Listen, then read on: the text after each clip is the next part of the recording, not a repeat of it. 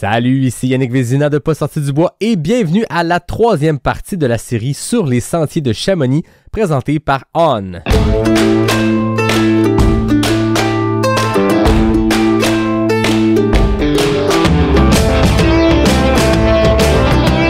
Entre elles, on se jase, entre elles, on se rencontre, entre elles, on existe.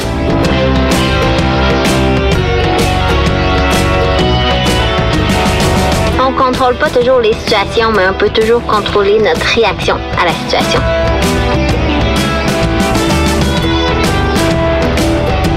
Si tu commences à te sentir bien en courant un ultramarathon, fais-toi-en pas, ça va passer.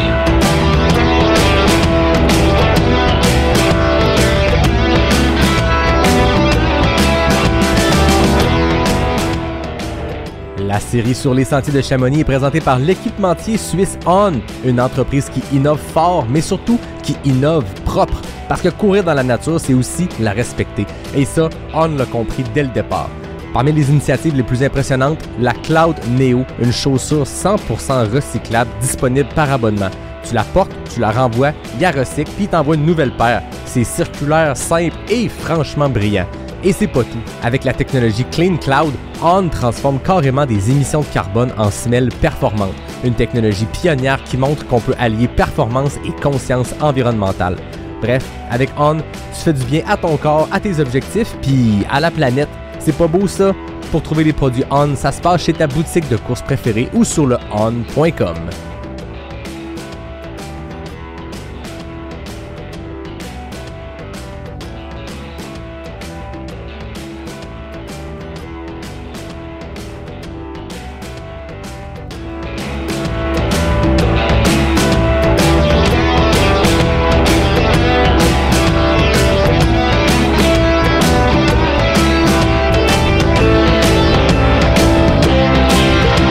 Ouais, ben, on n'est pas sorti du bois, hein? Salut tout le monde et bienvenue à ce troisième épisode de la série Sur les sentiers de Chamonix qui couvre l'UTMB 2025. Je suis présentement à quelques pas de la ligne d'arrivée où tranquillement les premiers coureurs de la TDS se terminent et c'est là que j'ai décidé d'enregistrer l'introduction de cette troisième partie. Je commence seul mais ça durera pas parce que j'ai plein de belles entrevues à vous proposer dans les jours qui précèdent les premières courses. En fait, tout ce que vous allez entendre aujourd'hui, c'est un résumé de quelques entrevues que j'ai eues mardi et mercredi de la semaine de l'UTMB.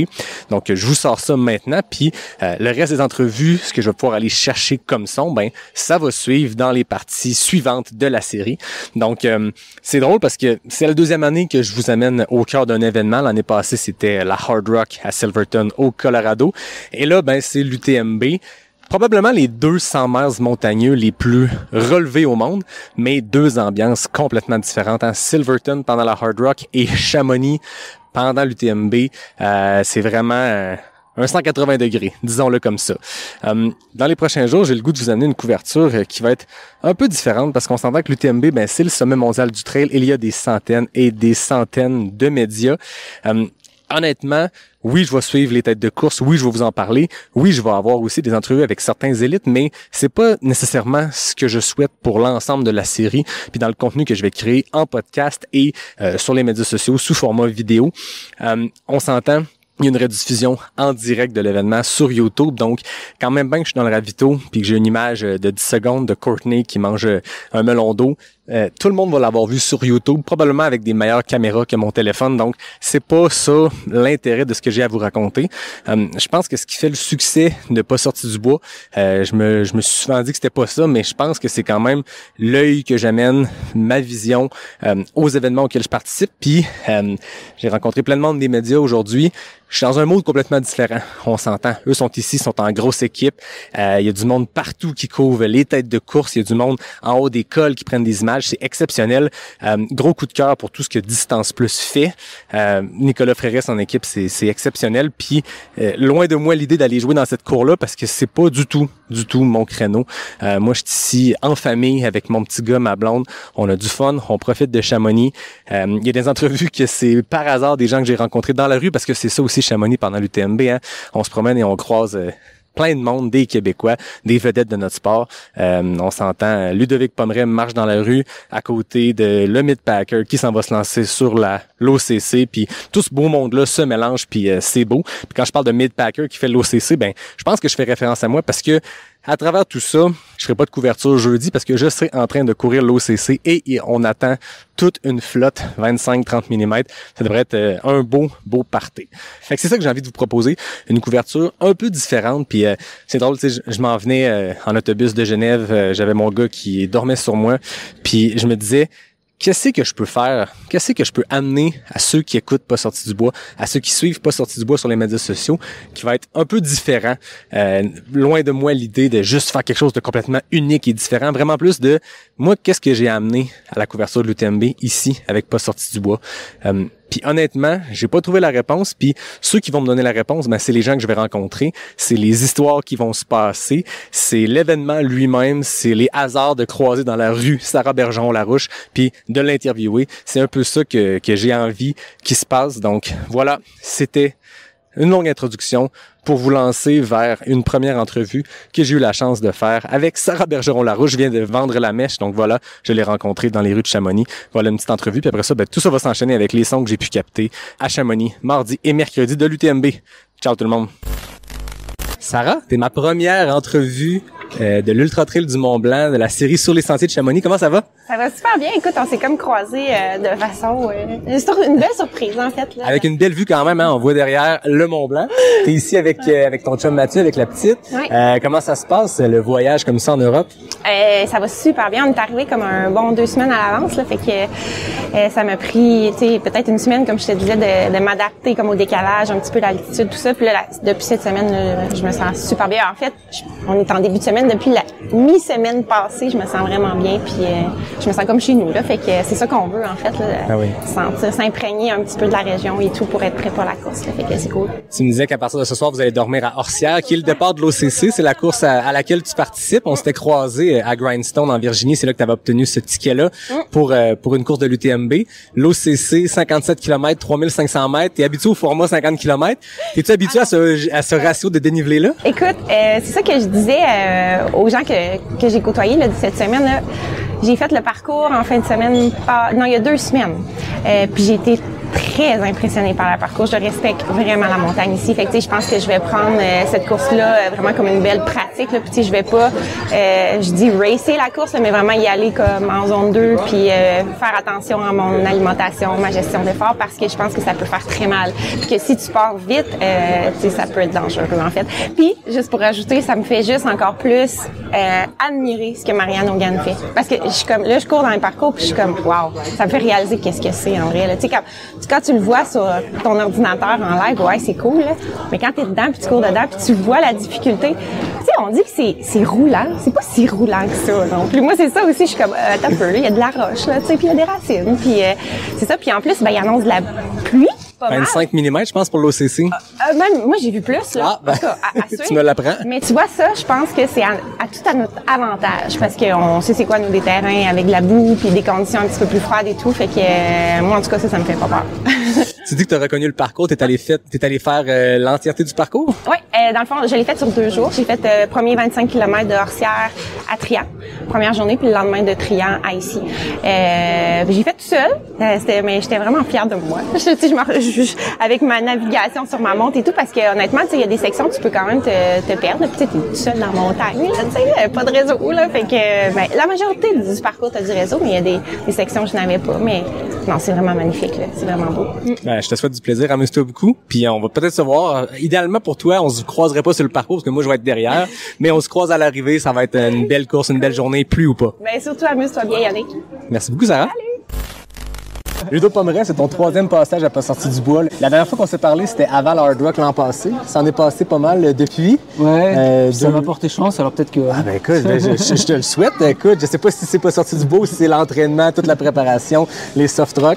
De retour à l'UTMB pour une Tu comptes-tu les fois? 9e fois. Il faudrait que je compte vraiment, mais je crois que c'est 9. Tu as remporté à l'UTMB en 2016, tu as remporté la TDS. Qu'est-ce qui te fait revenir à Chamonix pour cet événement-là d'année en année? C'est un endroit qui est super calme, un peu comme Silverstone. Oui, c'est ça. On n'a pas grand-chose à faire la semaine avant la course. Très tranquille. Non, mais revenir un petit peu de cette ambiance. Et puis voilà, c'est vrai que ça reste un des meilleurs souvenirs de course, cette UTMB. Donc voilà, c'est important de revenir. Pour moi, pour profiter de l'ambiance, aussi maintenant un petit peu quand même aussi pour les partenaires, voilà, c'est un événement important cette semaine pour tout ça. Et quand on est athlète pro maintenant, il faut encore plus de raisons de venir, quoi. Nouvellement retraité, nouvellement athlète pro à 100%, comment tu vois cette vie-là qui commence? Est-ce que ça t'excite? Ce qui s'en vient pour les mois à venir? Pour l'instant, je viens de faire un podcast qui s'appelle La tête dans le guidon et c'est un petit peu ça, c'est la tête dans le guidon. Pour l'instant, c'est difficile de relever la tête, donc bon, peut-être que cet hiver, ça sera un petit peu mieux. Pour l'instant, c'est un peu beaucoup de choses. Donc, c'est un petit peu toujours les retraités qui disent ça, quoi. Oui, c'est ça, exact. Mais ma mère est pareille, elle vient de prendre sa retraite, puis elle n'a jamais le temps de rien faire. Elle est super occupée. Elle a le temps de garder les petits-enfants, c'est l'important. Bon, ça va. Tu disais grosse semaine, mais là, en plus, tu as décidé de coordonner un lancement de livre dans cette semaine-là. Tu lances ton livre. En tout cas, tu en fais beaucoup la promotion. Qu'est-ce qu'on peut, pour ceux qui écoutent, qui ne l'ont pas encore lu ou qui ne l'ont pas encore vu, comment tu peux leur vendre ce livre-là? Qu'est-ce qu'on va découvrir dans ce nouveau livre-là que tu viens de sortir?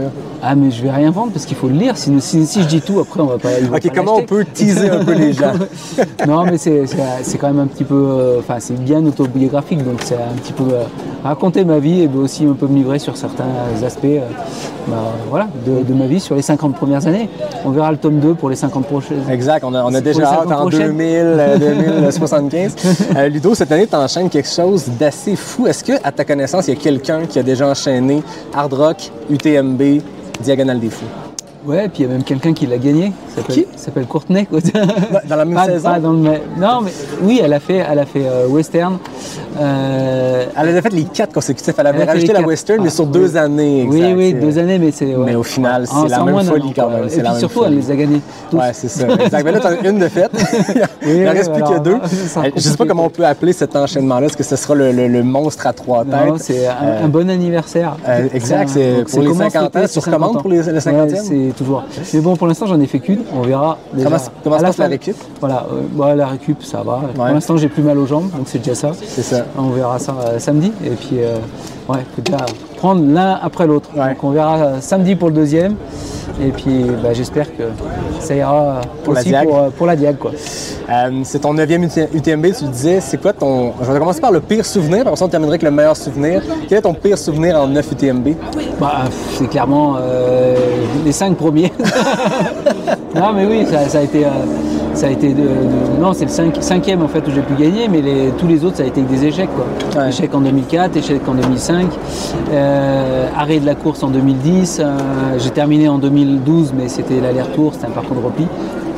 Donc beaucoup d'échecs. Mais ça, tu le découvriras dans le livre. Exactement. Puis je suppose que ça prend plusieurs apprentissages comme ça pour finalement réussir à dompter cette bête-là de 175 km. Oui. Voilà, c'est un petit peu les phrases faciles, mais on apprend beaucoup plus de ces échecs que de ces victoires. On vient toujours à ça, hein? Voilà. Oui, OK, maintenant le meilleur souvenir. Je suppose que vous allez peut-être aller à 2016, mais enlevons 2016. Deuxième meilleur souvenir de l'UTMB. Je t'avais dit que j'allais poser des questions que personne ne t'a posées. Ton deuxième meilleur souvenir. De l'UTMB, UTMB vraiment course, parce qu'après sinon il y a victoire sur TDS, l'événement général. Victoire sur TDS, c'était sympa aussi, quoi. Ou même peut-être encore plus en fait la 3e place un peu surprise sur la TDS l'année d'avant. Ouais. Donc c'était puisque on m'annonçait à 20 minutes de la tête au col de Tricot et puis pas de la tête mais de la 3e place et en bas de la descente je suis à 30 secondes donc c'était sympa, quoi, comme course. On parle souvent de tes remontadas, des passages en 50e place à Courmayeur avant de l'emporter. Est-ce que ces choses-là sont, entre guillemets, calculées? Est-ce que ton plan de match est toujours de partir tranquillement, de te fier à tes sensations, puis d'attaquer la deuxième moitié? J'aimerais bien calculer ça, mais non, justement, c'est exactement ce que tu dis. Je me fie à mes sensations et je me dis, si je vais plus vite, est-ce que vraiment je serai sur la ligne d'arrivée, quoi. Donc, et j'aimerais bien pourtant rester. L'année dernière, c'était dur mentalement en fait. Quand on me dit t'es 50e, c'est un petit coup sur le moral parce que j'avais pas l'impression non plus de me traîner. Mais c'est la course un peu qui s'emballe, je trouve, sur le début de course. Et j'ai peur si je reste en fait au contact, vraiment de terminer vraiment dans le mal, quoi. Faudrait peut-être que j'essaye, peut-être vendredi, je vais essayer ça, j'en sais rien. À suivre vendredi. Merci beaucoup, Ludo. Merci à toi. Plaisir. suis avec Rémi Leroux devant de belles montagnes à Chamonix. Comment ça va, Rémi? Ça va pas pire, toi? Ça va très bien. Grosse course hier. T'étais sur l'ETC. Parle-moi de ce parcours-là avant de me dire comment ta course a été. Ouais, ben c'est un peu intéressant parce que je pense que le monde assume que l'ETC, c'est comme le petit parcours facile de la semaine de l'UTMB, mais en fait, en termes de distance, oui, c'est un peu moins, mais le ratio dénivelé-distance est quand même très intéressant. Là, je pense que c'était 15 km pour 1200 mètres de D+, et D-, fait que c'était... Non, c'est une course assez difficile parce que c'est vraiment... Les montées sont très, très à pic, puis ça part tellement rapidement parce que tout le monde veut avoir une chance de faire un podium, fait que... Non, j'étais bien content de comment ça s'était passé. C'était un peu une décision de dernière minute pour moi de venir ici, mais vraiment content de l'avoir fait, puis comment ça a été. C'est un format vertical auquel t'es rendu habitué, t'es rendu un expert en la matière, t'en as fait beaucoup dans les dernières années. Rapidement, parle-moi comment ta course a été jusqu'à cette 5e place-là. Ouais, ben en fait, je pense pour donner un peu de contexte, la semaine passée, j'étais revenu au Québec, puis j'avais pas l'intention de revenir en Europe avant les championnats du monde le mois prochain. Mais là, le manager de Brooks m'a envoyé un message cette semaine me disant « Ah, t'es-tu encore en Europe? Tu peux participer à l'ETC si tu veux. » Puis là, ma première réaction, c'était comme « Ah ben non, c'est plate, je suis au Québec, je peux pas. » Mais j'ai réfléchi à ça, j'ai regardé un peu les options pour changer mes vols, puis j'ai réalisé que ça serait quand même possible de changer puis arriver plus tôt. Puis là, en plus, samedi passé, j'ai fait une course au Vermont, qui a très bien été. Puis là, ETC, c'était mardi. Fait que le voyagement entre les deux post-course, c'était quand même assez compliqué. Là. 1 heure après mon finish au Vermont, je me suis envolé ici. Mais non, finalement, ça a très bien été. Je dirais les sensations avant le départ étaient honnêtement terribles. Tu sais, j'ai vraiment mal dormi parce que j'étais comme avec le jet lag puis tout, mais je m'étais dit, une course comme ça, je veux me donner le plus de chances de faire un podium. Fait que je suis quand même parti très vite. Puis je me suis dit, tu sais jamais, des fois, les sensations avant une course, ou même pendant, mettons, le warm-up, des fois sont terribles, mais pendant la course peuvent être assez bonnes. Fait que je me suis dit, on s'essaye. Fait que, puis en plus, c'est ça commence. En gros, le parcours, c'est une grosse montée, une grosse descente. Fait que je me suis dit, pour moi, ma force, c'est vraiment les montées. Je me suis dit, il faut vraiment que je donne le tout pour le tout dans la montée. Puis après, juste espérer pas me faire trop dépasser dans la descente. Fait que j'ai vraiment poussé très fort dans la montée. J'étais 4e au sommet. Je sentais que le podium était réaliste, mais juste les gars sont juste meilleurs que moi à descendre. Fait que finalement, quand même content de la descente. J'ai fini 5e, ce qui était quand même pas si mal, mais quand même étonnant que j'ai pu avoir une bonne course malgré tout ce qui s'est passé dans la dernière semaine. Mais non, je pense que c'était une bonne décision. Je pense que c'est ça que j'ai appris dans la dernière semaine, c'est qu'il faut dire oui. Puis des fois, si je pense trop, je pense que si je serais allé d'un point de vue trop rationnel, j'aurais dit non. Mais je pense que des fois, il faut juste dire oui, puis foncer, puis voir qu'est-ce qui se passe. Donc, tu le disais, une course au Vermont, le Vermont Overload, je pense. Puis 4 jours après, on est à Chamonix. Là, tu dis que tu as devancé ton voyage parce que tu revenais en Europe pour les Worlds qui ont lieu mi-fin septembre en Espagne. C'est quoi les plans pour les semaines à venir? Parce que là, le reste de la semaine, tu vas pouvoir profiter de l'UTMB, mais les semaines à venir, est-ce que c'est de faire un gros bloc d'entraînement tant qu'être en Europe avec des grosses montagnes autour? Ouais. Pour être honnête, j'ai aucune idée. Cette semaine, c'est le fun. Là, on est toute l'équipe de Brooks ici. On a comme un gros chalet à Argentière, qui est pas loin de Chamonix. Fait qu'on va rester ici. C'est sûr, tu sais, ça va être vraiment plaisant de regarder, tu sais, les autres courses. Tu sais, j'ai beaucoup d'autres Québécoises qui font les courses. Fait que ça va être le fun à suivre. Beaucoup d'amis d'athlètes Brooks aussi qui font les courses. Fait que pour cette semaine, ça va être ça. Après ça, jusqu'au championnat du monde, il y a comme 3 semaines que j'ai pas encore réfléchi à qu'est-ce que je vais faire. Fait que. T'as-tu un logement? Non. Mais c'est ça que je compte, c'est que je me dis, je connais assez de monde maintenant pour qu'il va y avoir probablement du monde qui vont rester après l'UTMB, avec qui je vais pouvoir loger avec, et il va y avoir du monde qui va arriver plus tôt pour les championnats du monde, avec qui je vais pouvoir loger avec. Fait que c'est un peu avec la même mentalité de cette année, je suis juste comme, oui, je dis oui à tout, puis on verra ce qui arrive, puis à date, ça a toujours fonctionné, fait que on verra qu'est-ce que ça donne, mais c'est sûr que oui, d'être en Europe d'un point de vue entraînement, je pense que c'est quand même on va se dire, c'est quand même un gros avantage là versus rester au Québec. Là. Les montagnes qu'il y a ici, c'est un peu l'altitude, mais c'est aussi le type de terrain. Si tu veux aller chercher du très à pic, du technique, du pas technique, t'as vraiment l'amplitude du choix. Là. Puis je pense quelque chose qui est pas trop parlé, mais je pense qu'il y a quand même un désavantage au Québec l'été, c'est juste l'humidité. Ben oui. C'est quand même... Tu sais, je l'ai vécu là dans un dernier bloc que j'ai fait avant de m'en venir en Europe, c'est vraiment tough là. Puis ça fait que tes workouts, tes entraînements d'intensité sont juste toujours un peu moins bons de qu'est-ce qui pourrait être si t'étais dans des conditions plus favorables. Fait que non, c'est ça. Pour ça aussi, je vais en profiter. Puis je pense que je peux passer 90 jours en Europe par période de 180 jours. Puis là, quand je vais revenir, je vais être à 88. Fait que j'en profite au max. Faut tenir un calcul pour être sûr. Les Worlds, rappelle-nous, c'est quoi les distances auxquelles tu vas participer? Ouais, fait que je vais faire la même chose que j'ai fait les 2 dernières années, fait que le vertical et le up-down. Fait que c'est comme les plus courtes distances, les courses en montagne. Fait que je suis vraiment excité pour ça. Puis là, 2 semaines après, je reste encore en Europe après parce que c'est les finales Golden Trail. Fait que ça va être comme mes 2 grosses fins de semaine de compétition à venir. Ouais. C'est vraiment cool de voir t'imposer comme ça sur ces circuits-là. On s'était parlé au podcast juste après une course avec Alex Ricard. Vous aviez coursé avec Joe Gray, si je me rappelle bien. On avait parlé de Sunapi Scramble. Puis je pense que tu venais de commencer à être 100% focus sur ces distances-là. 2 ans plus tard, t'es à fond là-dedans. Ça a l'air de vraiment bien se passer. Je pense que c'est une distance qui te va bien, mais je pense que c'est aussi tout l'entraînement que tu mets. Qu'est-ce qui te fait le plus triper dans cette verticalité-là, d'être très intense, très court, versus t'as fait du très long par le passé?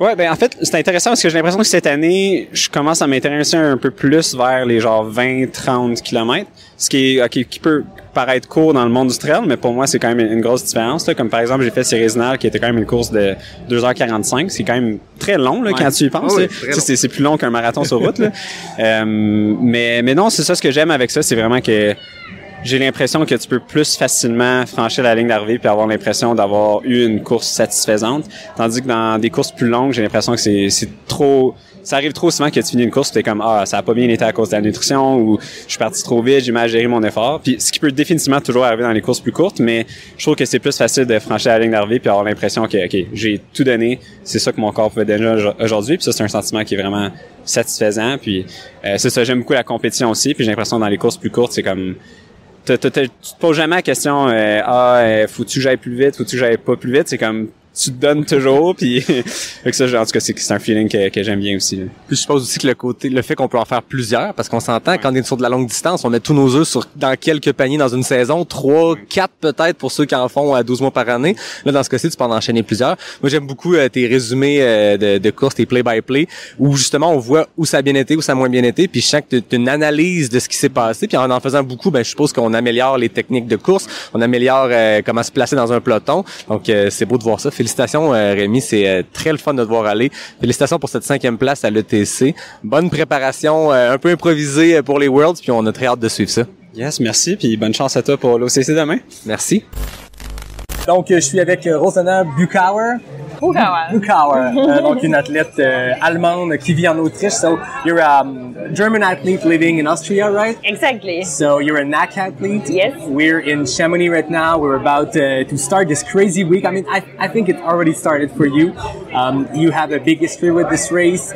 What's so special about Chamonix and the UTMB?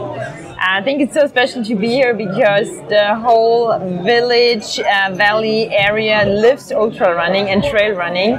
It's like you see people running with baguettes in their running vest. You see at every coffee shop, you see people with running poles, running vest, with gels.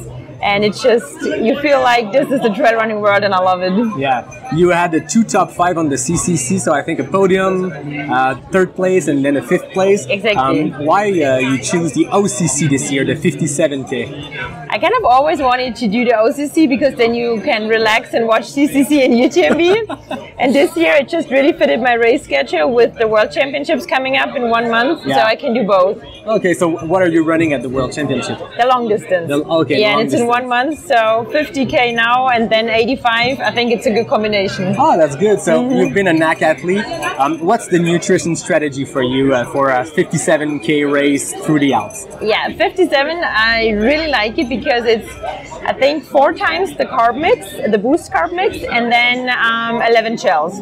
That's the plan? And that's the plan. Just eat them until the finish and drink the carb mix and add water in between. There's a lot of difference between the OCC course and the CCC or UTMB. There's a little difference through La Flégère. And have you been running the course? Have you been out there the last couple of days, last couple of weeks? Yes, I've already been here like 10 days and I've been running most of the part. Like I've ran the finish and I ran the part from Trient to Argentière and I think it's going to be beautiful.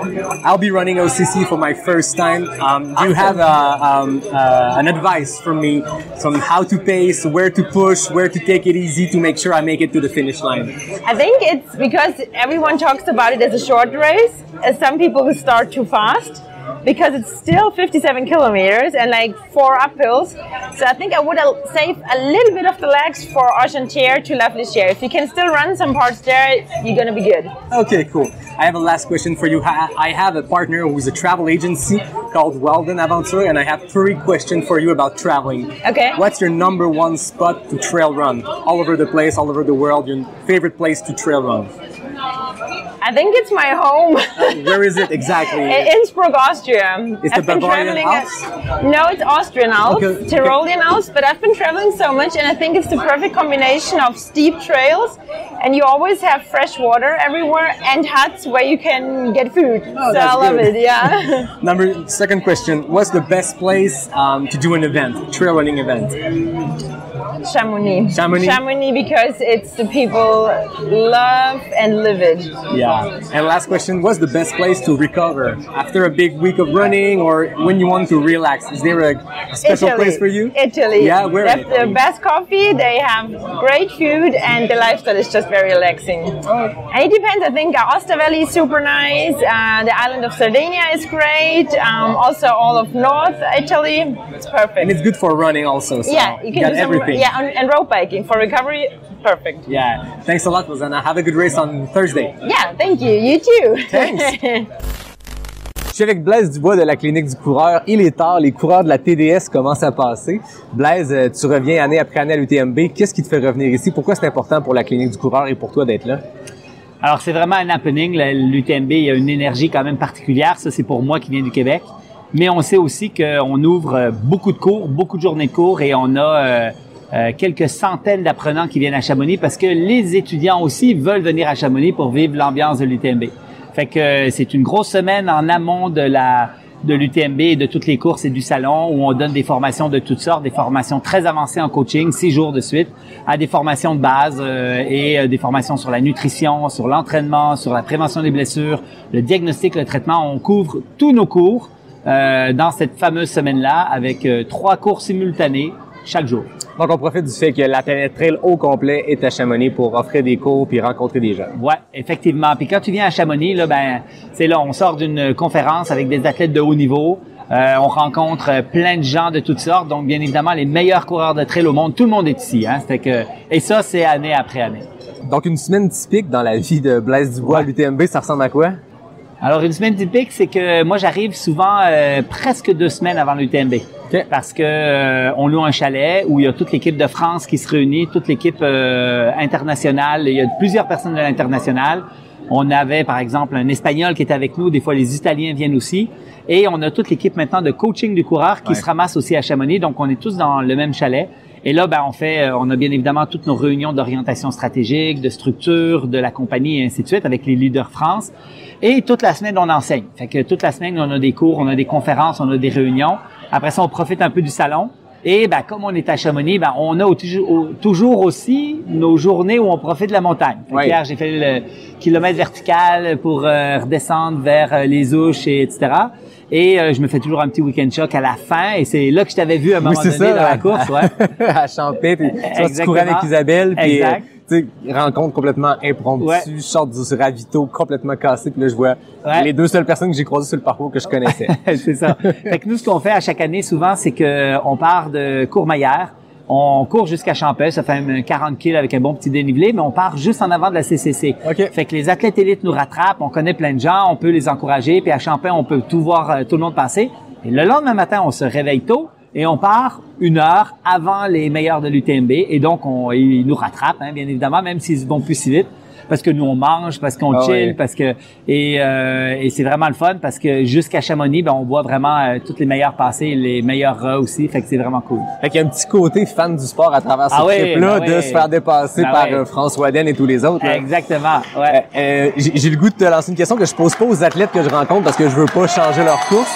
Pendant qu'un coureur de la TDS nous passe, on le salue. As-tu des prédictions? Tu regardes qu'est-ce qui se passe en ce moment dans la planète Trail sur le gros UTMB. Là. On a Courtney qui est là, qui est une ancienne gagnante. François qui est là. Est-ce que, selon toi, c'est l'histoire qui se répète ou on a des nouveaux noms qui vont se présenter? Écoute, je le sais pas. Je ne sais pas, cette année, c'est la première année que je m'intéresse autant à l'OCC. Okay. Parce qu'on a 3 Québécoises qui sont là, qui sont très solides. Parce qu'il y a les filles de Julien Lyon, Joyline et Caroline, qui sont les Kenyennes, que moi je suis pour les blessures en live tout le temps avec Julien. On fait des échanges qui sont de l'équipe maintenant Salomon. Fait que tu sais, il y a vraiment, et chez les hommes, il y a Jim qui est là. Il y a les Kenyans qui vont être là aussi. Fait que tu sais, très excité cette année pour la première fois par une course que souvent je regarde pas trop, mais là ça va beaucoup m'intéresser. Puis là, il annonce vraiment pas beau. Exactement. Ça peut changer la donne complètement. Exactement. Parce que j'en parlais avec Nicolas Fréret dans notre épisode de Josette Deguy quand on se joue le jeu des prédictions. Puis les Kenyans sont extrêmement performants, autant côté hommes et femmes, mais on les a pas encore vus sur du très long. Puis je considère que l'OCC commence à être du très long pour versus des Sierzinal qui ont fait des 30 kilos. Là, c'est 57 km, c'est une affaire qui prend 5, 6, 7 heures. Est-ce que tu penses que comme baptême pour ces athlètes-là de se lancer sur l'OCC, ça peut-tu les mettre en défaveur cette année? C'est sûr. Puis en plus, ils annoncent pas beau. Fait que c'est sûr. Fait que tu sais, les odds sont pas de leur côté. Mais quand tu regardes la compétence, la qualité de ces athlètes-là, je pense aux 2 filles, Joyline, par exemple, qui est championne du monde, et chez les gars, Ezekiel, et tu sais, il y a vraiment... Moi, j'espère que de nulle part apparaissent des gens qui vont pouvoir vivre une expérience très riche, mais aussi vivre vivre l'UTMB quand t'es Kenyan, c'est nouveau. Oui, exact. Allez! C'est le fun, la TDS qui arrive par ici. C'est la seule course, je crois, qui passe vraiment dans ce secteur-là de Chamonix. Tu le disais tantôt, c'est une occasion pour la Clinique du coureur d'avoir un peu tous ces joueurs internationaux qui sont à Chamonix pendant cette période-là. Vous êtes rendus à l'international. Ça fait longtemps que la Clinique du coureur est en Europe, mais là, il y a les projets au Kenya, autant côté événementiel que de faire des cliniques, des cours et tout. Je sais que vous avez aussi développé le continent Asie. Vous êtes rendu à combien de membres de l'équipe pour la Clinique du coureur? On est 82 à œuvrer. On a presque 50 enseignants. On est dans 17 pays. On enseigne dans 17 pays. Et la plus grande fierté de ça, c'est vraiment notre positionnement comme expert de connaissances. C'est vraiment intéressant de voir comment les gens maintenant se réfèrent à la Clinique du coureur quand on a une question clinique, quand on a une question de science. Je pense qu'avec notre rigueur et la manière dont on a fonctionné à travers toutes les années, dont le non-biais commercial, c'est-à-dire de ne pas avoir de biais, ça nous c'est payant aujourd'hui comme référence de connaissances. Fait que, écoute, on a plein de projets qui s'en viennent. Demain, entre autres, on participe à un projet 0-100 avec Guillaume Millet qui fait le lancement demain à l'UTMB, là. Fait qu'ils vont en parler. Fait que ça va être vraiment intéressant. Fait que, on est sollicité pour parler de sciences, de connaissances, de conseils auprès de plusieurs grands athlètes. Donc ça, c'est très cool. Oui. Puis si tu disais le zéro biais, il est dur en ce moment dans l'espace médiatique au sens large, mais quand on regarde juste le trail, on en parlait avant de commencer à enregistrer, il y a une affluence d'influenceurs de trail qui arrivent, il y a des podcasts, des médias, des créateurs de contenu qui sont rendus, qui sont élevés au rang de médias, mais on peut toujours, quand on voit des publications, se questionner, bon, c'est quoi la valeur derrière versus, moi, c'est ce que j'aime avec la Clinique du coureur, c'est ce que j'aime avec un Distance Plus comme média, c'est qu'on le sent, ce côté-là journalistique du côté de Distance Plus et de votre côté avec la Clinique du coureur, ce non-biais-là. Je pense que c'est hors de tout doute, puis c'est tout à votre avantage parce qu'en ce moment, on sait plus quoi croire, ce qu'on voit sur les médias sociaux. Quand on voit un review d'espadrilles, est-ce que... Qu'est-ce que ça vaut? Ben, oui, puis ça peut être intéressant d'avoir l'avis d'un coureur moyen qui essaye, mais tu regardes en arrière, il y a souvent des hashtags ads où il y en a pas, mais la marque a payé la personne, il a envoyé une paire de souliers, ne veut pas, tu reçois une paire de souliers gratuite. Il y a une des bonnes chances que tu l'aimes parce que tu veux remercier puis tu vas recevoir l'autre paire l'année d'après. C'est clair. Et ça amène beaucoup de junk dans l'univers de l'information. Là, ça, c'est un problème. Il y a 15 ans, notre problème, c'était de faire du transfert de connaissances. Faire le pont entre la science pour que le coureur et que le professionnel et que les gens lambda soient capables de l'intégrer. Aujourd'hui, notre défi, c'est pas le manque d'informations, c'est pas le pont qui existe entre la science, c'est qu'il y a tellement d'informations que l'information de qualité est diluée à travers l'ensemble d'une mer d'informations qui sont absolument non basées sur la science, qui disent n'importe quoi, et simplement parce qu'on a un porte-voix, on est capable de dire n'importe quoi, puis en plus on est écouté, c'est ça qui est particulier. Ça. Exact. Puis c'est pas les plus écoutés qui sont nécessairement les plus impartials et vice versa. Après ça, c'est les algorithmes, puis c'est le pouvoir d'influence de certaines personnes, mais quand il y a le temps de choisir la bonne paire d'espadrilles, on dit souvent, regarde pas ton athlète préféré en disant, si j'aime Jim Wamsley, je veux ce qu'il porte. Après ça, va l'essayer en boutique ou, fais tes propres tests, mais c'est difficile dans ce monde où on voit que le trail arrive au rang du triathlon, de la course sur route, puis ça amène tout plein de beaux côtés, mais ce petit côté-là aussi qui est il y a une commercialisation de la possibilité d'acheter des grammats, là. Oui. C'est comme, non, mais c'est ça, puis on le voit ici, c'est un sport, c'est plus vrai que n'importe où ailleurs. À Chamonix, pendant l'UTMB, le trail est rendu un sport purement capitaliste, puis c'est rien contre l'événement. Il y a la beauté de ces parcours-là, la beauté de la compétitivité qu'on voit sur les parcours, la beauté de vouloir le faire, cet UTMB-là. Mais tu te promènes, puis je veux dire, l'argent est partout, puis on est à un autre niveau complètement. Je pense que personne, il y a 15 ans, en trail, aurait pu s'imaginer que ça allait devenir comme ça. Et tu vois, moi, toute cette partie mercantile, financière, marketing me dérange pas trop. Moi, ce qui me dérange, c'est quand on dit à quelqu'un, il faut que tu aies cette chaussure-là pour aller plus vite, pour prévenir les blessures. Et que, là, on est dans une certaine malhonnêteté intellectuelle ou une non-connaissance, et là, on véhicule des fausses informations. Et c'est ça, ça me dérange. Mais moi, que Nike fasse tant de milliards de revenus, je m'en fous, là. Exact. Allez! Première femme de la TDS qui, en ce moment, se dirige vers la ligne d'arrivée. On va dire au micro, c'est qui. Donc, c'était Carrette Arnold. OK, mais elle n'est pas encore arrivée, mais tu sais que c'est elle qui... Exact, on la félicite. Il y a une question, il y a un concept qui revient dans ces épisodes-là, puis là, c'est le 3e de la série, mais il y a le questionnaire Walden, parce que vous venez de lancer Walden Aventure avec la Clinique du Coureur. Avant de te poser ces 3 questions-là que je vais poser à plusieurs invités, donc Walden Aventure, parle-nous de ce que c'est. Alors, tu sais, la Clinique du Coureur organise des formations au Kenya, elle organise des camps au Kenya, on organise des formations au Québec pour lesquelles des Européens viennent se former pendant des jours chez nous, et des Anglais de partout dans le monde. On a des formations en français et en anglais. Et on avait besoin d'un aspect légal aussi autour de toutes les formations qu'on donne, et on a créé Walden Aventure. C'est Philippe Blouin qui est le leader de cette organisation-là. C'est Michael Pretty qui a comme fondé un peu cette structure-là à travers la Clinique du Coureur. Donc, c'est une agence de voyage qui prend en charge l'ensemble de plein de formations, mais aussi des camps d'entraînement, des week-end shocks organisés sur la montagne avec des expériences où il y a possibilité, en fin de compte, avec Walden, de venir parfois à Lac-Beauport, mais parfois ailleurs dans le monde. Et d'ici quelques années, on va avoir des choses en Europe, au Kenya, un peu partout. Fait que comme la Clinique du Coureur, on a des antennes un peu partout, puis on va développer ce concept-là à venir. Puis Philippe Blouin, je l'avais reçu au podcast avec Danielle, sa conjointe à l'époque, qui nous avait parlé de son agence Ton Trip. Exact. Je comprends qu'il y a un peu une fusion qui a été faite, il y a une collaboration qui est née de tout ça. Fait que Philippe, lui, avait déjà son agence, il avait déjà organisé un forfait aux Açores. Et puis, là, nous, on est en train de le démarrer. Moi, je le connais un peu, on jase, puis finalement, on se dit, pourquoi on est un trop bon fit? Fait que là, on a comme mergé ensemble, et Et Philippe est comme notre leader maintenant de cette agence Walden Aventure. C'est très cool. Donc, mes 3 questions Walden Aventure que je pose aux gens, c'est quoi la destination numéro 1 pour un voyage de trail? Je pense quand même que venir à Chamonix pendant l'UTMB, c'est pas mal ça le top que tu peux vivre. Parce que c'est pas tant pour le trail. Si tu me parles, admettons, j'ai une autre suggestion.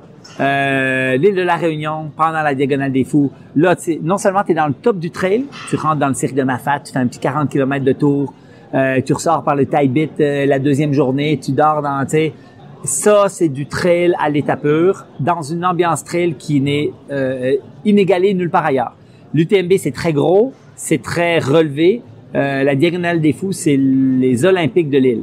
Toutes les radios parlent de ça pendant la Diagonale. Donc, je dirais la Diagonale, et puis bien évidemment, après ça, l'UTMB, puis il y a plein d'autres places où aller, bien évidemment. Là, je pense que tu as répondu déjà à la 2e question qui était, c'est quoi la destination de rêve pour un événement trail? Alors là, c'est quand même... Lac-Beauport. Écoute, là, je suis obligé de dire qu'on est quand même pas encore au niveau de... Si on aime quelque chose qui est vraiment... on n'a pas peur du commercial, c'est-à-dire, la grosse organisation, c'est l'UTMB. Quand même. Et dans la question, la destination pour se reposer, pour récupérer, pour remplir les batteries? Écoute, si jamais tu veux vivre une expérience particulière, tu viens faire le trail de la Clinique du Coureur à Iten. Et là, tu vas vivre quelque chose qui va te nourrir de façon phénoménale, parce que tu vas voir tous les athlètes de haut niveau, tu vas voir la beauté d'être heureux quand tu es enfant puis que tu n'as absolument rien puis que tu cours partout puis que tu cours pieds nus. Et tu reviens du Kenya clairement grandi et crinqué. Fait que je pense, tu veux refaire tes batteries, tu veux retrouver les fondamentaux de pourquoi tu cours puis qu'est-ce qui t'anime entre elles. va faire le trail de la clinique du coureur là-bas. Tu t'inscris à un camp, tu es là-bas pendant 12 jours. Là, autour de la fin, donc 10e jour, tu fais le trail. Et là, tu t'es préparé un peu en amont. Ça, c'est magique. Très fort. Blaise, je te souhaite une bonne continuité parce que tu disais que tu es là depuis 2 semaines, mais ça se poursuit jusqu'à au moins jusqu'à dimanche, lundi. Là, jusqu'à lundi. Donc, merci beaucoup de ton temps. Et toujours toi, un grand plaisir. Bonne course. Merci. Ben ouais, c'est hot, là. Ça va être glissant, ça va être le fun. Ouais. je vais aller voir. Je vais aller sur le parcours un peu. Je vais aller checker plus vers la fin, là. Fait que. Je vais garder l'œil ouvert. Ouais, garde l'œil ouvert. Je vais essayer de te croiser. Merci, Blaise. Salut. Je suis avec Antoine Charvolin, le grand gagnant de cette TDS 2025. Et comment tu te sens cet après-midi? Eh ben, ça va pas trop mal, ouais. Ouais, là, je suis toujours un peu sous tension, donc je pense que tant que je suis sous sollicitation, ça tourne. J'ai pas trop mal aux jambes. Puis après, c'est plus quand je vais rentrer chez moi et me retrouver tout seul dans une pièce où je vais mettre un petit coma. Mais non, tip top. Encore sur l'adrénaline. Ouais, et puis avec aussi tous les belles émotions, les souvenirs d'hier, etc. Non, je suis sur un nuage, je crois que c'est comme ça qu'on dit.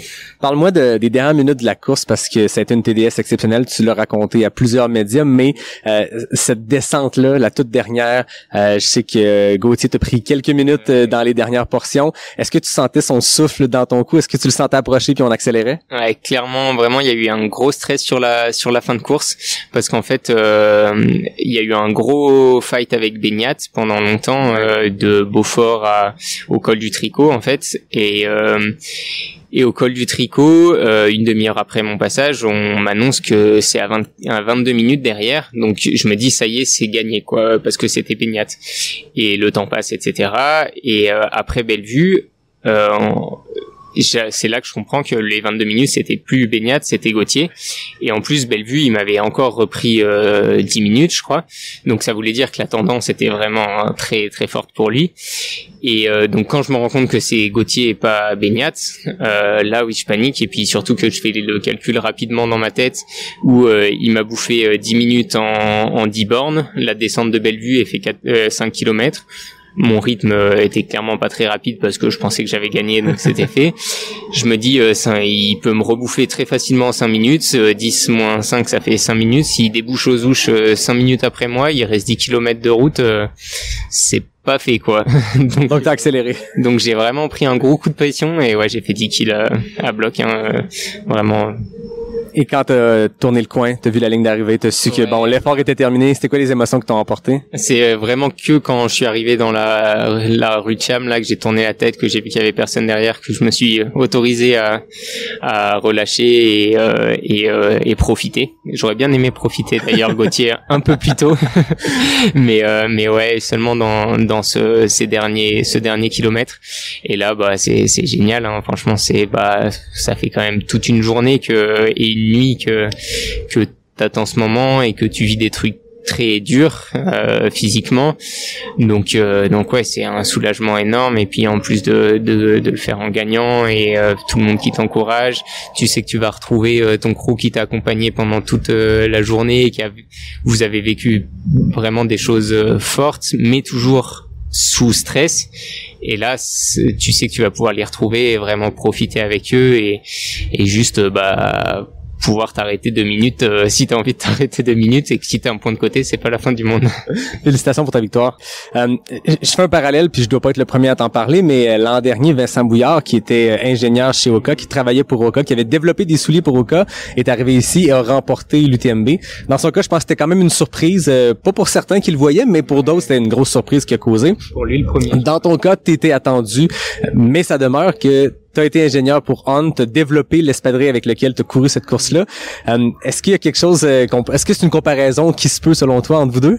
Avec Vincent, je sais pas, je voudrais pas me comparer à Vincent quand même, mais sur le boulot, oui, clairement, on fait pas exactement la même chose. Je crois que lui, il est plus en amont dans le développement. Il est peut-être que je me trompe, faudra lui demander, mais de ce que j'ai compris, il est plus dans l'innovation et le développement des mousses, un peu comme si lui faisait de la recherche, mais pas appliqué directement à la chaussure. Je crois pas qu'il soit directement au contact de la chaussure. Là où moi, j'étais pas du tout à développer des mousses ou quoi. On me donnait des outils et avec l'équipe, t'es plus dans l'assemblage de ces outils pour faire une chaussure, donc c'est vraiment vachement plus appliqué. Et ouais, pendant 3 ans et demi, j'ai travaillé chez On tout en étant aussi athlète à côté. Et t'as développé le Cloud Ultra Pro que tu portais hier. Exactement, et ça, c'est sûr que l'histoire elle est belle et j'en suis fier et content. Et puis il y avait tous les collègues qui m'ont suivi, qui ont bossé sur l'Ultra Pro aussi. Ils étaient tous là sur les chemins et au sentier. Et l'histoire elle est vraiment belle parce que cette chaussure, vraiment le brief de départ, c'est on nous dit on veut faire une chaussure performante pour le trail, chose qu'on n'avait pas à l'époque, une super chose de trail. Et vraiment le brief, la genèse de la chaussure, c'est gagner l'UTMB. Donc c'était pas l'UTMB, mais bon, la TDS quand même, on s'en rapproche, donc c'est vraiment cool parce que moi pendant 3 ans on bossait sur la chaussure, j'étais à gagner l'UTMB. C'est pas seulement la chaussure qui fait, faut aussi les jambes pour y aller, et c'est pas moi qui vais le faire, comptez pas sur moi. Et donc de pouvoir vivre ça hier, c'est quand même vraiment cool. Une belle façon de boucler la boucle, de le développer avec cet objectif-là en tête, et non seulement de voir un athlète de haut niveau remporter l'une des courses les plus importantes au monde, c'est-à-dire la TDS, peut-être pas l'UTMB selon le brief de départ, mais tant qu'à moi, le calibre qui était là hier, je pense que ça peut se comparer.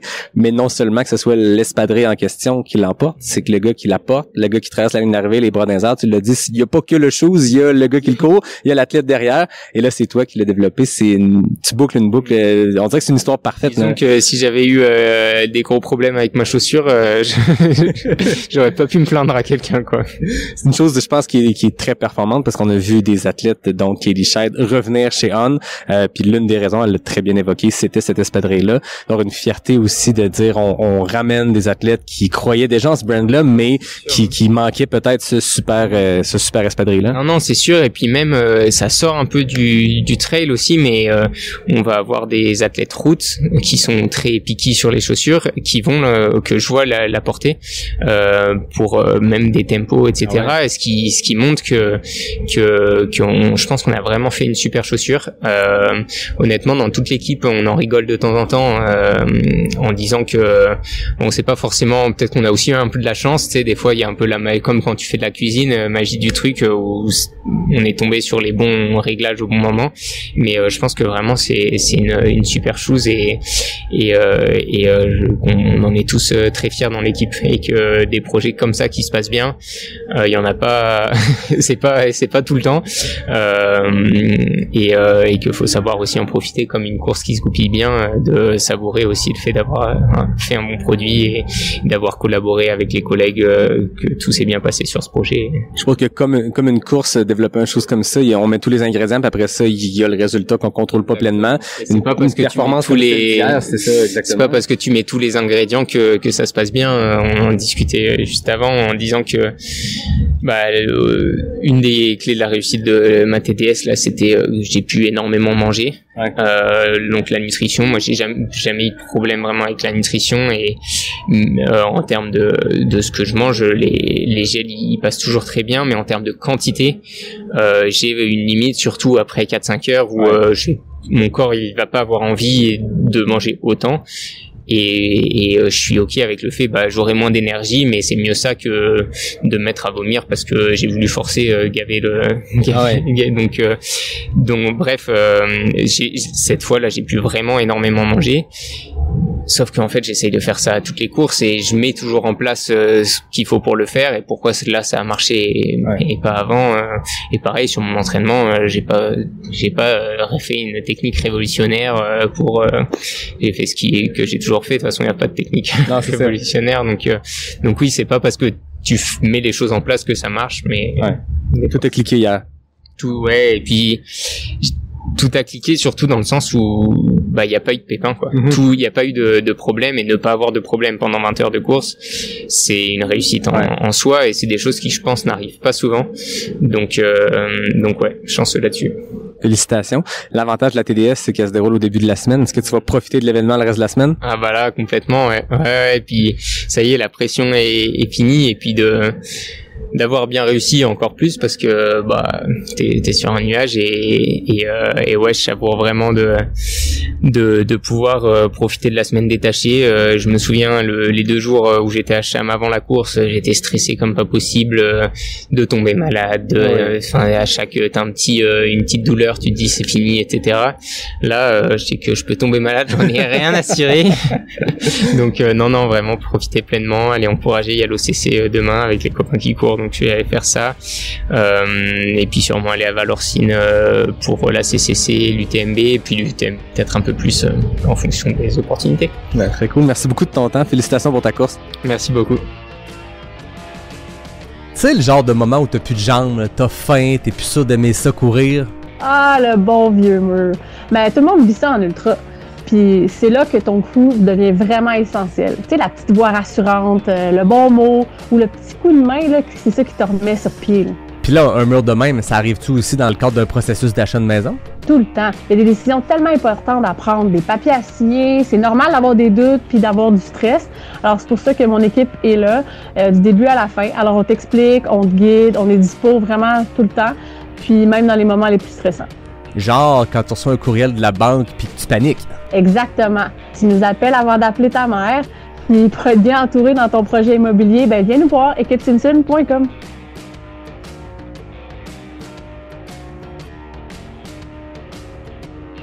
NAC est partenaire de la série Sur les sentiers de Chamonix et aujourd'hui je te parle des dernières nouveautés. D'abord le tout nouveau Drink Mix Ultra Énergie Ananas et Ginseng créé en collaboration avec Mathieu Blanchard. Frais, savoureux et si tu veux mon avis, on devrait l'avoir à l'année.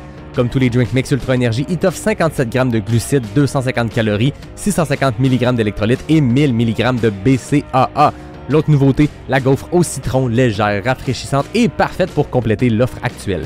Dans le cadre du partenariat pendant l'UTMB, NAC bonifie son offre et te donne 20% sur ta prochaine commande sur le NAC.com. Utilise le code promo spécial pas sorti du NAC, PASSORTIDUNAAK et il va te procurer les meilleurs produits de nutrition sportive.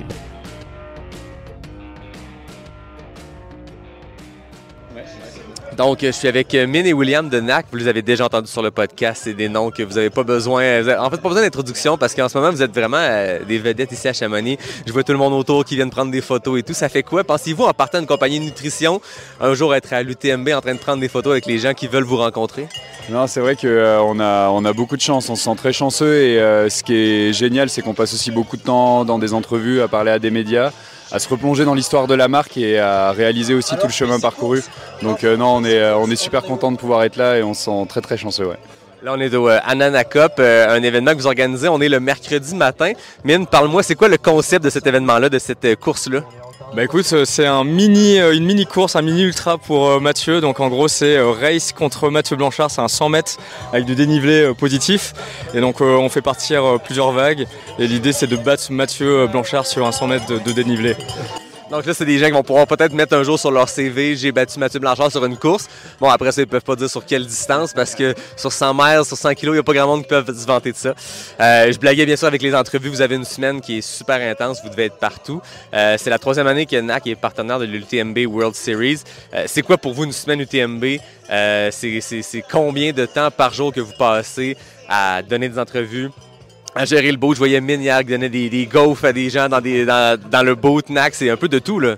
Ouais, ça arrête pas, c'est des journées qui sont vraiment très complètes. Tu vois, ce matin on s'est levé à 6h30, on prend le petit déjeuner. Après ça, là, il est quelle heure? Il est 8h, on est déjà sur le début d'une activation.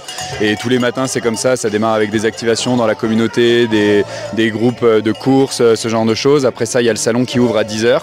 Donc là, on a toute l'équipe qui est mobilisée sur le salon pour pouvoir parler nutrition, aider les coureurs à savoir exactement comment s'alimenter, quoi prendre comme produit, essayer de faire du conseil au maximum, vendre les produits aussi évidemment. Et puis pendant ce temps-là, il y a l'équipe de direction qui est plus dans des rencontres en fait, avec des médias, avec d'autres marques, avec voilà, pour trouver des nouvelles collaborations et puis continuer de faire des affaires grosso modo. Et ça se finit jusqu'à tard dans la nuit. Hier soir, on est rentré à minuit, donc ça fait vraiment des très très grosses journées. Et quand en plus de ça, on s'amuse à faire une petite course de début de semaine, je te dirais ça part bien la semaine. Mais au moins moins on s'assure d'avoir quelques kilomètres de rentrée pendant la semaine. C'est ce que j'allais dire, parce qu'en plus de tout ça, il y avait la MCC qui est une course de la semaine de l'UTMB qui est dédiée aux partenaires, aux bénévoles, aux gens qui vivent dans la région. Vous avez tous les deux couru cette course-là. Mine, c'est quoi le profil? C'est combien de kilomètres, combien de D+, la MCC? Alors c'est un 40 km avec 2300 mètres de dénivelé. Tu pars de Martigny et tu passes par col de la Forclaz, col de Balme, tu descends à Argentière et enfin tu arrives à Chamonix sous l'Arche là. Donc c'est une super belle course. Moi j'étais en gestion, j'ai voulu garder du gaz pour le reste de la semaine, mais par contre William, il s'est mis dans le rouge. Il a fait un blackout total sur la ligne d'arrivée. J'espère qu'on pourra partager les photos sur les médias sociaux. En tout cas c'était épique. Il pourra t'en parler un peu. Tu me le contais, Will, à micro fermé. Tu peux décider ce que tu gardes de l'histoire pour les auditeurs de Pas sorti du bois puis ce que tu nous racontes, mais parle-nous de cette fin de course épique à la MCC. Oui, alors évidemment, j'ai pas beaucoup de filtres, donc je vais raconter vraiment toute l'histoire, mais grosso modo, j'ai fait une course vraiment dans le dur tout le long. Même dès le début, ça a jamais vraiment bien démarré. J'ai fait un test de VO2 max en fait 2 jours avant l'événement, donc je me suis retrouvé avec pas mal d'acide lactique dans les jambes après à peine 1 heure, 1 heure et demie de course. Donc je me suis un peu battu tout le long contre moi-même en essayant de pousser au maximum. Et je suis arrivé donc à l'arrivée, j'ai trébuché sur le tapis 10 mètres avant l'arche et évidemment mon corps était plein de crampes et j'ai le mollet qui a bloqué. Et là je me suis trouvé avec 2 participants qui sont venus m'aider à passer la ligne d'arrivée et après je me suis réveillé tout simplement dans la chaise médicale avec plein de personnes autour de moi. J'étais dans le noir, j'entendais la musique, j'étais vraiment très bien, il n'y avait plus de douleur et puis d'un coup je rouvre les yeux et puis là bon tout revient d'un coup quoi. Mais ça a été voilà une course assez épique pour moi, je pense pas mal la pire course de ma vie, mais écoute, je me suis donné à fond comme toujours et c'était un plaisir d'y participer. Félicitations, ça commence bien la semaine les gars. J'entends derrière que ça se prépare pour la Nana Cup, fait que on regarde ça puis je vous souhaite une bonne continuité de semaine d'UTMB. Merci les gars. Merci Yannick. Merci. Je suis avec Gabriel Régonde, on est à l'événement Anana Cup et tu es un athlète NAC et tu viens de le British Columbia, c'est ça? Oui, je viens de Vancouver et de Miami. Parfait. À l'accent, on reconnaît que tu n'es pas né à Vancouver. Je ne suis pas né à Vancouver, je suis né en France, à côté d'Annecy. OK, ben enchanté. Merci d'être là ce matin. Bonjour. Est-ce que tu as participé à la course Anana Cup? Oui. C'est une incroyable course. Un 200 de dévers sur moins d'1 kilomètre. J'ai tout donné. Je pense que c'est la course de la semaine ici à l'UTMB. Il n'y a même pas de question. Ceux qui n'ont pas fait la Nana Cup n'auront pas leur tourner à la fin. Exact. Nous, on a eu notre dossard de la Nana Cup. Là, bon, j'ai compris qu'on avait aussi tous les deux un dossard pour l'OCC demain. Bon, c'est la petite course après la Nana Cup, mais blague à part, tu fais l'OCC demain. Tu te sens prêt? Oui, je me sens prêt. J'ai pris mon néoprène. Ouais. Prêt pour le rafting. Ça va être super sympa. Les conditions ne sont pas avec nous, mais vu notre entraînement, vu d'où on vient du Canada, on a l'habitude de ce genre de conditions. Ben, c'est ça, j'en parlais hier avec d'autres, puis c'est exactement ça. On se dit, bon, ben, c'est peut-être à notre avantage, les Canadiens. Les Québécois, on a beaucoup de flotte, mais là, toi, tu vis à Vancouver, fait que je pense que tu es habitué à la flotte. Oui, on s'est entraîné un peu toute l'année là-dedans. Donc, quelque part, c'est un petit peu le retour à la maison. Oui, c'est ça. Donc, l'OCC, c'est ta première participation à l'UTMB? Oui, première participation à l'UTMB. À quel endroit tu t'es qualifié? À Canyons, j'ai fait le podium chez le groupe d'âge 40-44. Okay, ben, félicitations, c'est comme ça que tu as obtenu ton dossard pour l'OCC. Bon, une OCC qui devrait changer un peu côté parcours. Tantôt, on se parlait de la course, puis je disais, je sais pas si les forecasts sont encore aussi au rouge, en tout cas très, on pourrait dire couleur eau, parce que ça va être là la flotte du rafting. Et là, tu me dis, ouais, tu peux me faire confiance, je travaille en météorologie, je travaille en environnement. Donc, parle-moi de ton poste avant qu'on parle de la météo de demain. Je suis professeur associé à l'université de Miami et l'université de British Columbia. Et en fait, je travaille sur le changement climatique. Donc, j'utilise les modèles climatiques pour prévoir ce qui va se passer dans 100 ans, 50-100 ans. Et donc, j'ai fait de la météorologie dans mon cursus, donc je peux analyser les modèles. Donc, en ce moment, si on regarde les modèles, est-ce qu'il y a des chances que finalement, il y a une éclaircie surprise et qu'on ait 0% de pluie? Il y a toujours une chance. Ah, okay. Il y a toujours une chance. Maintenant, disons que notre chance, elle est très ça filme. Autant de chances que de voir un schtroumpf pendant la course. OK, donc c'est l'un ou l'autre. Non, là, on a vraiment tous les modèles qui disent qui sont en ce qu'on appelle en agreement, en accord, pour dire que ça va pas être une bonne journée, qu'il va falloir être bien habillé et puis changer un peu sa stratégie pour bien réfléchir comment est-ce qu'on va s'adapter à un peu plus froid et un peu plus d'eau. Exact. En ce moment, là, l'organisation nous a annoncé hier qu'il fallait ajouter certains éléments du kit grand froid, pas complet pour le moment, donc les pantalons imperméables et les gants imperméables, au matériel obligatoire. À midi, on devrait avoir un update sur le parcours qui devrait changer. Pourquoi ça devrait changer? Parce que le problème, en fait, c'est vu que dans les Alpes, on a beaucoup plus de pentes. Et surtout, on a beaucoup plus de tourisme, donc on a plus d'érosion des chemins. On va avoir plus de ruissellement de l'eau. Et donc, on peut vite se transformer en un petit chemin qui a été érodé par plein de gens qui sont passés dessus et par, justement, cette grande pente, en grosse rivière. Ouais. Et nous, on ne veut pas courir là-dedans. Ouais. Et donc, voilà pourquoi ils doivent rediriger la course pour éviter ce genre de points. Surtout parce qu'après, il y a 2000 coureurs sur la CCC qui vont emprunter certaines de ces portions-là, 2000 coureurs sur l'UTMB, donc c'est plus de 10 000 personnes qui courent autour ici. Exactement. Donc, si on peut éviter certaines sections pour nous comme coureurs et pour eux, exact, et pour la nature surtout. T'en parles, tu m'ouvres une porte. On a un sport qui est ancré dans la nature, on a un sport qui se pratique en nature. Je pense que le trait commun de tout le monde qui pratique le trail, c'est cet amour-là de la nature, des grands espaces. Est-ce que notre sport, en voulant profiter de ces grands espaces-là, on lui nuit un peu?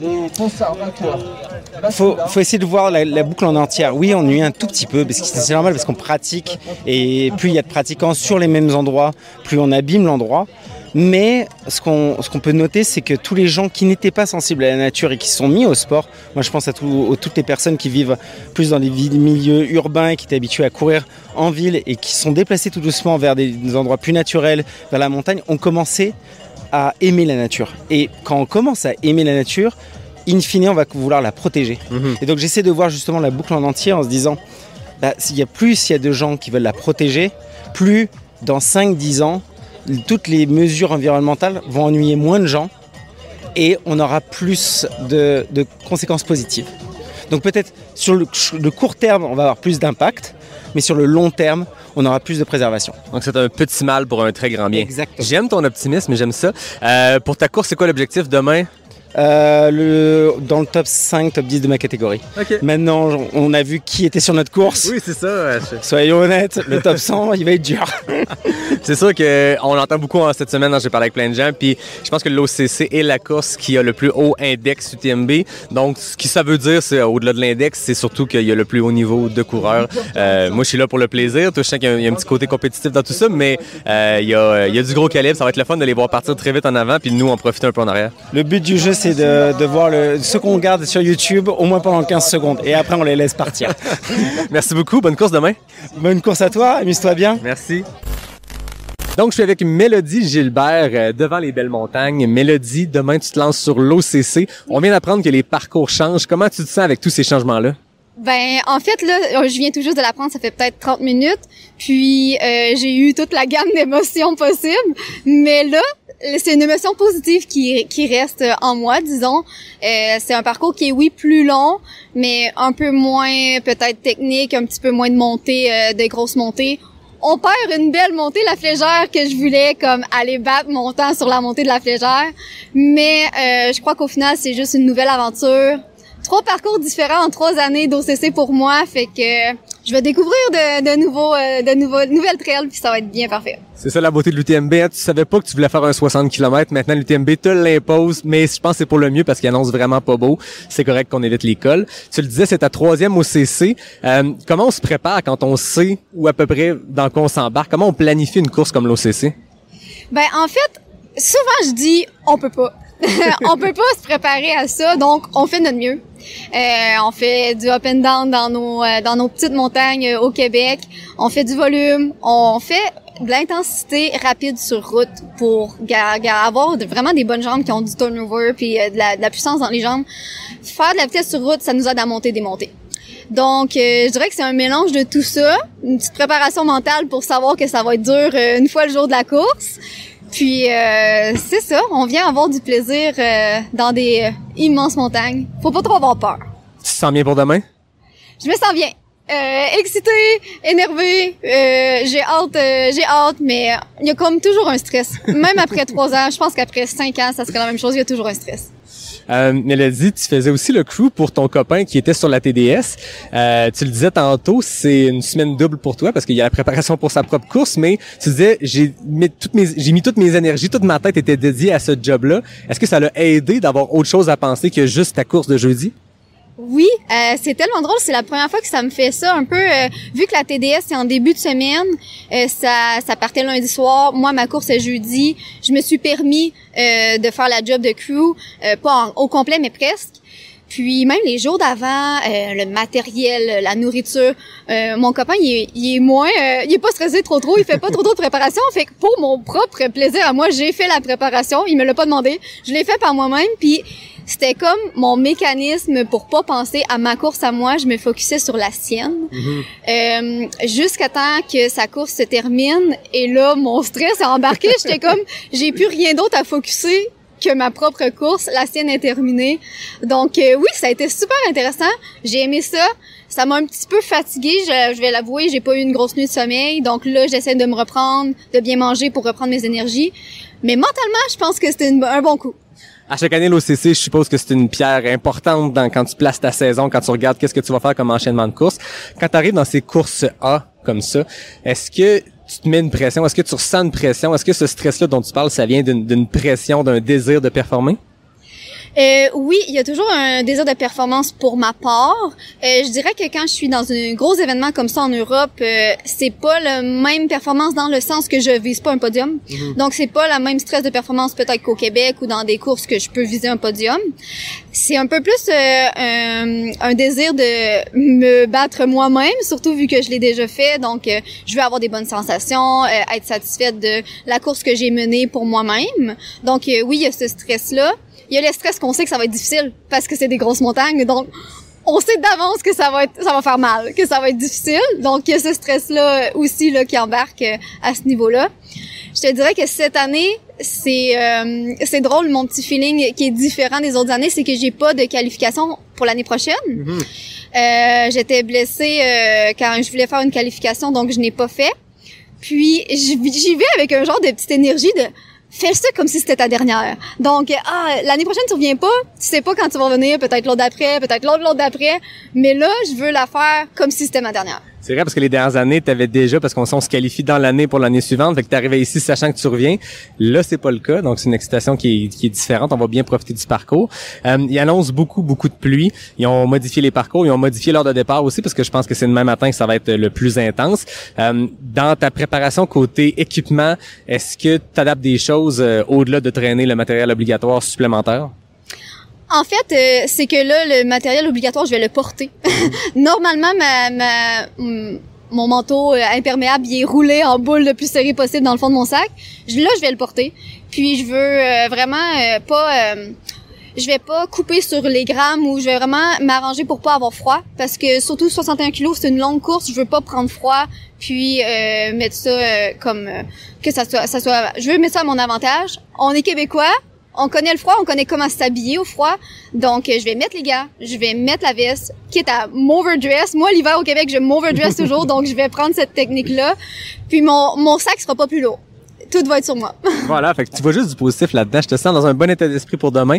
Je te souhaite une bonne course. Amuse-toi, puis c'est un nouveau parcours. On s'en va découvrir à l'aventure dans ces belles grosses montagnes-là. Ça va être le fun. Ben, merci. On se voit sur le départ. Yes, merci Mélo. C'est la capsule Ultranomade numéro 3 présentée par Elisabeth Petit et Francis Boutin, un couple de Québécois ultranomades qui parcourent le monde à la recherche des meilleurs trails. Elisabeth, Francis, quand vous arrivez dans un nouvel endroit, là, c'est quoi vos trucs pour trouver les meilleurs sentiers? Salut à la gang de Pas sorti du bois! Alors, quand on pose les pieds dans une nouvelle région, voici comment on trouve en un clin d'œil les plus beaux sentiers, parfois bien méconnus. Tout d'abord, avant même d'arriver, on fouille ITRA, UTMB, Asia Trail Master. Les parcours officiels sont souvent les plus panoramiques ou techniques de la région. En 2 clics, on télécharge les traces GPX et on repère les lieux incontournables à tester lors de notre séjour. Ensuite, Strava, c'est notre boussole. D'abord, on active les Heap Maps. On voit d'emblée les sentiers les plus empruntés autour de nous. On cible un segment populaire, puis on regarde qui court dessus. Puis, on ziote leurs traces et on télécharge leur GPX. On regarde aussi les photos des parcours. Si un profil nous inspire, on envoie un court message pour avoir le conseil d'initié. C'est comme ça qu'on a découvert des coins magiques, juste grâce à une recommandation directe. Et parfois, un simple message change tout. En Tunisie, on a contacté un coureur local qu'on avait repéré sur un segment. Et bam, il nous a invités direct à une course avec ses amis. Résultat, une journée de trail inoubliable, accompagnée d'un excellent repas. Pour les aventures au long cours, impossible d'oublier les grands sentiers comme les GR, les traversées alpines ou les parcs nationaux. On consulte les sites des fédérations de rando ou même les groupes Facebook et les associations d'alpinistes pour s'inspirer des itinéraires tantôt classiques, tantôt techniques, mais souvent mythiques. Pour sentir battre le cœur du trail local, on cherche les clubs et coureurs sur Instagram, Facebook via les hashtags. Hashtag Trail Running South Africa, hashtag Running Slovenia, ça donne une idée de l'ambiance. On écrit un club et parfois on décroche des invitations à se joindre à une sortie. Souvent, on obtient une reco ou une trace unique. Quand on veut faire une balade urbaine plus touristique, j'ajoute les points d'intérêt dans Google. Puis moi, je crée sur Strava un itinéraire point par point. Je suis les traces les plus fréquentées. Et on garantit la pause gourmande dans le meilleur café du coin. Et là, il pourrait juste suivre l'itinéraire sur votre montre, pas besoin de gosser avec votre téléphone pour vous repérer. Enfin, le trail, c'est la rencontre entre le terrain et ceux et celles qui le foulent. Osez contacter les coureuses et coureurs locaux et tester les stratégies. Vous n'aurez jamais 2 fois les mêmes aventures. Alors, pour répondre à la question, les meilleurs sentiers, ce sont d'abord ceux qui vous ressemblent. Foncez, explorez, testez, discutez. À chaque voyage, son lot de surprises et de rencontres. Merci Francis, merci Elisabeth. J'ai déjà hâte à votre prochaine capsule, mais en attendant, les gens peuvent vous suivre au ultranomade au pluriel.com ou sur les médias sociaux. Cherchez Ultranomade. Donc, c'est là-dessus que se conclut cette 3e partie de la série sur les sentiers de Chamonix. Vous avez un résumé de la journée du mardi et du mercredi à l'UTMB. Moi, c'était ma première période de 3, si on met ça en termes de hockey. La première période, c'était des entrevues, c'était de vivre l'UTMB dans le village juste avant la course. La deuxième période, c'est demain, c'est mon OCC. Ça devait être 57 km, 3500 mètres de dénivelé positif finalement. À cause de la météo, on a un parcours très, très différent qui commence d'Orsières comme prévu, mais ça va être complètement différent. J'ai pas vu tout en détail. Je m'y suis préparé comme il se doit, mais j'ai pas regardé tous les détails, la comparaison entre le parcours original et ce qu'on va faire. Ça va être un petit peu plus long, mais avec un petit peu moins de dénivelé, donc 3400 mètres, 100 mètres de moins, mais paraît-il qu'on évite quelques portions plus techniques, qu'on remplace par de quoi de peut-être un peu plus roulant. Mais c'est pour 61 km. Fait qu'au final, moi dans mon cas, je pars dans les montagnes pour 9-10 heures, peut-être plus, peut-être moins, je sais pas trop. Mais on part là-dedans puis on va beaucoup s'amuser. Il annonce énormément de pluie. Je pense qu'on est à 30 mm pour la journée, mais ça semble assez régulier. Notre heure de départ a été repoussée de 2 heures. Donc on part à 10h30 dans mon cas, 10h15, 10h30, 10h45, les 3 vagues à partir d'Orsières, plutôt que 8h15, 8h30, 8h45. Ça, c'est le fun. Et surtout, c'est le fun pour le réveil parce que tantôt, mon cadran était déjà mis pour 4 heures du matin pour ma navette qui était prévue pour être à 5h15. Et là, dans ce cas-ci, on met le cadran 2 heures plus tard, donc à 6 heures pour prendre une navette à 7h15 en direction d'Orsières. Donc ça, c'est quand même un beau petit luxe de commencer un peu plus tard, donc de se lever un peu plus tard. Donc en ce moment, le soleil se couche sur Chamonix le mercredi soir. Je m'en vais au centre des médias pour monter cet épisode, le sortir à un moment donné. Puis c'est ce qui conclut cette 3e partie. Merci à On, qui est le partenaire principal de la série.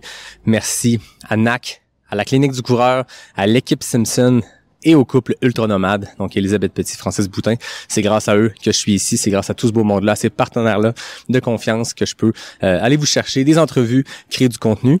Pour la suite, les parties 4 et 5 vont sortir après l'UTMB. Là, à partir de maintenant, la 3e période, donc après l'OCC, ce sera la couverture de l'UTMB, le Tour du Mont-Blanc, que je vais faire avec l'équipe de NAC, l'équipe média, pour justement aller prendre des images, surtout faire des entrevues un peu partout, mais tout ce que je vais prendre là, ça va sortir dans les parties 4 et 5 de la série, donc après l'UTMB. Donc, si vous écoutez ceci puis que l'UTMB n'est pas terminé, allez suivre Pas sorti du bois sur les médias sociaux. C'est là que je vais vous partager la majorité du contenu. Ciao tout le monde!